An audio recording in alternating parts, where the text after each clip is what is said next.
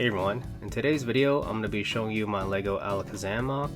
Alakazam is a psychic type Pokemon and is the final evolution of Abra, which was first introduced in the first gen Pokemon games. This MOC has a total of 432 pieces, and at the time of the recording of this video, it costs around $45 to $55 Canadian if you buy all the parts needed. This does not include shipping or handling, and your final cost may vary. I always suggest trying to source as many parts as you can from your own collection first, and only buy the ones that you need, as this will drastically reduce your overall cost. I've also included a link in the video description below to both the parts file and PDF instructions if you're interested in building this yourself. Like with all my other MOCs, this was designed using Stud.io or Studio, while referencing the official artwork as well as any 3D models or toys, just to get a better look at the different angles, a sense of scale for the body proportions, and any other details that might be hard to see from the front. The design of this MOC was pretty smooth, since its main colors are pretty common in LEGO and have large part selections, so I was able to use all kinds of different building techniques here.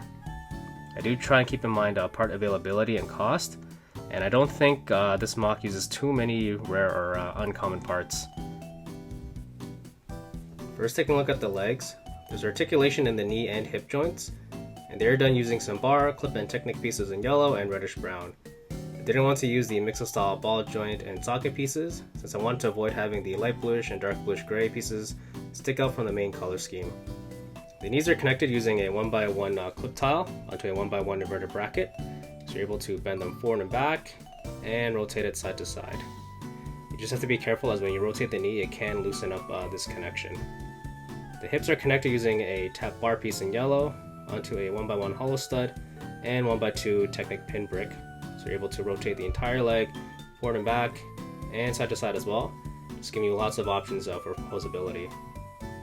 The kneecaps, shins, and feet are all one subassembly, and the footprint's pretty wide, so it just helps to get it balanced and standing upright pretty easily.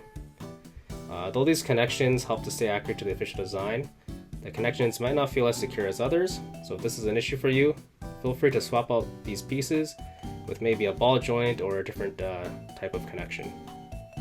Taking a closer look at the arms, I removed the spoons and we'll take a closer look at those a bit later. But the arms have articulation in the shoulders, elbows, wrists, and fingers. Most of the points of articulation use clip and bar pieces, except for the shoulder, which are connected using the ratcheted hinge cylinder piece with a Technic pin on one end. And they're covered up pretty well by the reddish brown shoulder pauldrons, so you don't really see them unless you look underneath the armpits. So you're able to rotate them forward and back, but the movement is a bit limited because of the pauldrons, and bend them in and out like this. The elbows use the same technique as the knees, so you can rotate them and bend them in and out. The same range of motion is also at the wrists, but they use the clip piece with a bar insert at one end, so you're able to rotate it and bend it as well.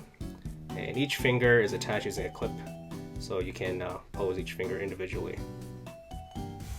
So for the spoons, the handles are built using the Technic axle connectors in light bluish gray, just to give it some texture, and the head of the spoon is brick built using some curved slope and notch pieces.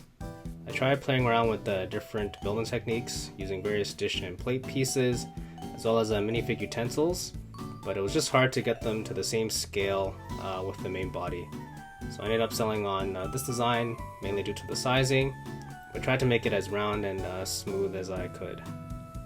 Both spoons are held together using the fingers, and there's no point of connection for them, so they kind of just sit in once you pull in the fingers.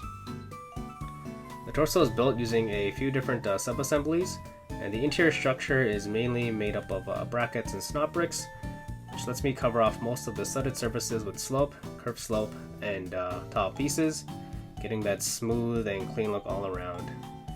The pauldrons are fixed to the body, and the chest and back use a very similar build and just help to keep the interior structure together.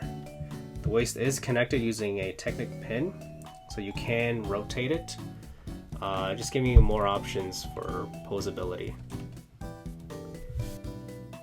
Looking at the head, it's connected using mixo style ball joint and socket pieces, but since the head is quite wide, the range of motion is somewhat limited, but you can still rotate it side to side and up and down as well.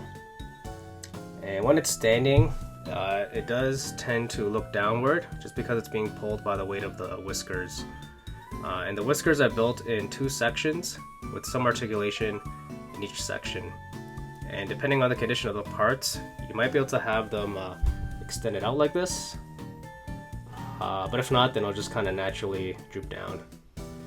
And since they're pretty long, they touch the ground, and it actually helps to hold the head up and to add to the overall stability of the MOC. Finally, this is how it looks scaled up to a regular minifigure. And this is how it looks scaled up to a custom trainer figure MOC. This is Blue, or Gary Oak, based off of his in-game appearance. So that's pretty much it for this video.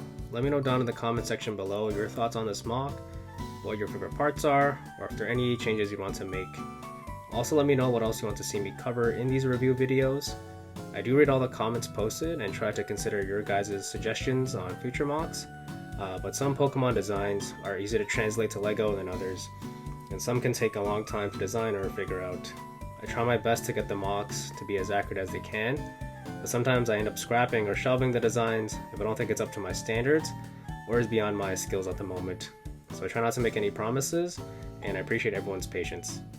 Anyway, I hope you enjoyed this video, and thanks for watching.